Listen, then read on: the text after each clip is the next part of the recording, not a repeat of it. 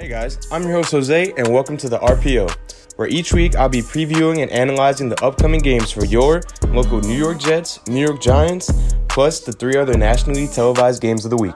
To kick the week off, the Green Bay Packers travel to Levi Stadium to take on the San Francisco 49ers. The Packers come into this week off the back of a shocking 28-22 loss to a struggling Minnesota Vikings team. During the loss, the defense simply couldn't stop Dalvin Cook as he was able to reach the end zone on 4 separate occasions. The Packers' poor defensive showing was a bit off kilter for them, as they do have a pretty solid defense. The Packers' defensive unit is ranked 11th in the league, allowing only 345 yards per game. Pass rusher Zadarius Smith has led the team up front with 7 sacks on the season, and corner Jair Alexander is continuing to build off of a stellar sophomore campaign last season, as he leads the Green Bay secondary with 1 interception and 3 pass defenses this year. On offense, the Packers are once again spearheaded by quarterback Aaron Rodgers, as he is doing typical Aaron Rodgers type things. He has 2,253 passing yards along with 24 passing touchdowns and only 2 interceptions on the season. His favorite target has been wide receiver Davante Adams, as he has 675 receiving yards and 8 touchdowns. The 49ers lost last week to the Seahawks 37-27. Jimmy Garoppolo was benched in favor of Nick Mullins midway through the game due to an apparent ankle injury hampering his play. In a relief effort, Mullins went 18 for 25 for 238 yards and 2 touchdowns. Rookie wide receiver Brandon Ayuk was the team's leading receiver in the game with 91 yards and a touchdown reception. The 49ers weren't able really to get anything going on the ground, as they finished the day with only 52 rushing yards, with JaMycal Hasty having the team best 29 yards. On defense, the 49ers weren't able to stop Russell Wilson and DK Metcalf, as Russell threw for 261 yards and 4 touchdowns, with 161 of those yards and 2 of those touchdowns going to Metcalf. With Nick Mullins most likely starting and the Niners not having a good showing last week, I'm picking Green Bay to pounce back from the loss with a final score of 35-10. The Giants travel to FedEx Field to play the Washington football team for the final time this season. Things look promising for the Giants, as they do come in off a loss, but they played a very tough Buccaneers team and more than held their own with one of the best teams in the league. Plus, they did beat Washington back in Week 6. The Giants were able to put up more yards and have the same time of possession as Tampa, but failed to convert a 2-point conversion to tie the game in the final moments, which led to their 25-23 loss. Daniel Jones finished the game 25 for 41 for 256 yards and 2 touchdowns. But once again, Jones threw for another 2 interceptions, bringing his season totals to 7 touchdowns and 9 interceptions. Wayne Gallman was the team's leading rusher with 44 yards and 1 rushing touchdown. On defense, safety Jabril Peppers led the team with 10 tackles and 2 pass defenses, and defensive end Leonard Williams had 2 QB hits, a sack, and a tackle for loss. Plus, rookie slot corner Darnay Holmes recovered a fumble forced by linebacker Blake Martinez. The Washington football team enters this game off of a bye week, but the last time Washington was in action, they dominated the Cowboys 25-3 for their second win of the season. For Washington, this season has been a tale of 2 sides, as Washington has an elite defense but a less than mediocre offense. Washington's defense is ranked 4th in the league, and they have the league's best pass defense, allowing only 185 passing yards per game. It's a different story on the other side of the ball, however, as Washington has the 3rd worst offense in the league, and they also score the 3rd least amount of points per game, only putting up an average of 19 points. On offense, the only real standout performer has been second-year wide receiver Terry McLaurin, as he leads the team in receiving yards with 577 yards, and he's also reeled in 2 touchdowns. For the defense, they've been led by a stout front 7, headlined by their 3 primetime pass rushers, Montez Sweat, veteran Ryan Kerrigan, and rookie Chase Young. And in the secondary, they've been led by good play from corner Kendall Fuller, as he has 4 interceptions and 5 pass defenses on the season. With all that considered, I think Daniel Jones will keep his perfect record against Washington, and the Giants pull this one out in a narrow 17-14 win. Once again, we have a bonus game since the Jets play on Monday night. This week, the Baltimore Ravens take on the Indianapolis Colts in a battle of 5-2 AFC contenders. The Ravens are coming in off of a narrow 28-24 loss to the only undefeated team left in the NFL, the Pittsburgh Steelers. The Baltimore offense is once again led by Lamar Jackson, as he's the Ravens' leading passer and rusher, as he has 1,343 passing yards and 12 passing touchdowns. and on the ground, he has 411 rushing yards and 2 rushing touchdowns. The Ravens' offense has been pretty good this season, as they do lead the league in rushing yards per game and score the 8th most points per game. But they do have the 2nd worst passing attack in the league, as they only put up 179 passing yards per game. Once again, the Ravens have a stellar defense.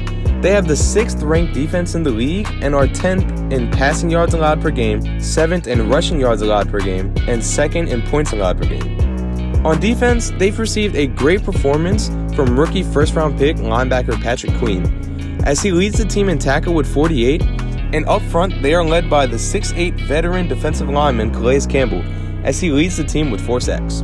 The Indianapolis Colts enter this week after a convincing 41-21 victory over the Detroit Lions.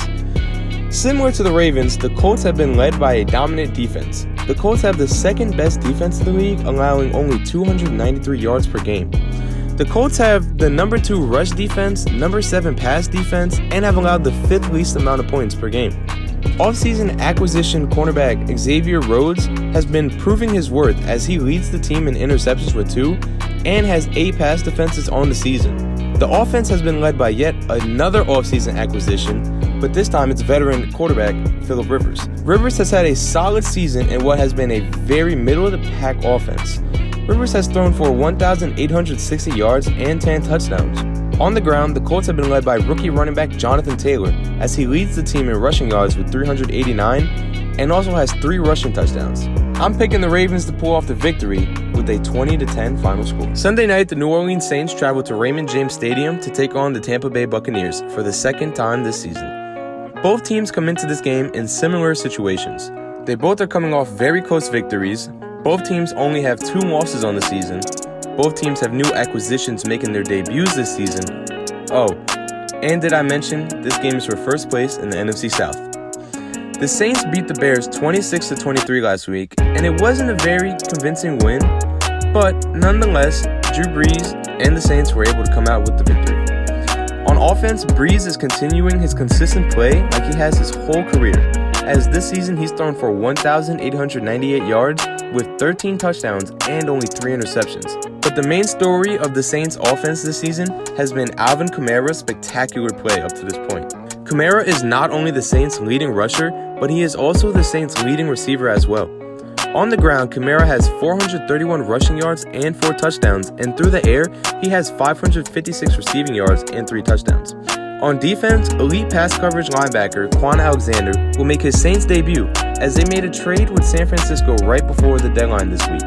Alexander gives the Saints the pass coverage linebacker that they did not have, as both linebackers Demario Davis and Alex Anzalone are more predominantly run-first linebackers. So adding Alexander to the league's 8th best defense and number 3 rush defense is pretty good business in my opinion. For the Buccaneers, wide receiver Antonio Brown is slated to make his season debut after the team signed him from free agency 2 weeks ago. Brown will add to the array of weapons Tom Brady has at his disposal. Even though they had a subpar performance last week against the Giants, Brady and the Bucs offense are still scoring the 4th most points per game this season at 30.9 and have the 9th best passing attack in the league. As I mentioned in previous episodes, the Buccaneers defense has been elite, as they have the number 3 ranked defense in the league, the number 1 rush defense in the league, and have allowed the 7th fewest points per game. Ultimately, I think Brady and the Bucs will avenge their Week 1 loss to the Saints and pull this game out 30-27. To cap off Week 9, the New England Patriots come to MetLife to take on the Jets. The Patriots are going through a pretty rough patch, as they've lost 4 games in a row. On offense, it's been the story of QB Cam Newton's inconsistent passing game, as he has 1,143 yards and only 2 passing touchdowns with a staggering 7 interceptions this season. This inconsistent play has contributed to the Patriots having the 3rd worst passing offense in the league. But on the ground, it's a completely different story, as Newton has been fantastic for the Pats, as he is the team's leading rusher with 298 yards and a whopping 6 rushing touchdowns, leading the Pats to have the 3rd best rushing attack in the league. On defense, it's been kind of the same story for the Pats, as they have a very good secondary but have an underwhelming rush defense. In a secondary led by all-pro corner Stephon Gilmore, they've only allowed 216 passing yards per game, which is good enough to be the 8th best passing defense in the league. The front 7 has let the Patriots down though, as they're allowing 140 rushing yards per game, which is 6th worst in the league. It's another week for the Jets, and yet another loss, as they got blown out by the Chiefs last week 35-9, in a game where the Jets' league-worst offense wasn't even able to put up a touchdown. Sam Darnold finished the day with only 133 passing yards, but at least he didn't have any turnovers, which is a plus. Not a very bright one, but still a plus. And on the ground, the Jets rushers combined for a total of 93 yards, with Frank Gore leading the pack with 30 yards. On defense, they were led by recently departed linebacker Avery Williamson, who had 9 tackles. But Williamson is now a Steeler after the Jets traded him right after the game, basically. The Jets are in full tank mode, and it really couldn't be any much clearer, but I do think one of these days, the Jets will get their first win of the season, just not this week, as I am picking the Patriots to pull this one out 20-10. And those are my 5 picks this week. Tune into the RPO next week to see what my picks are for Week 10.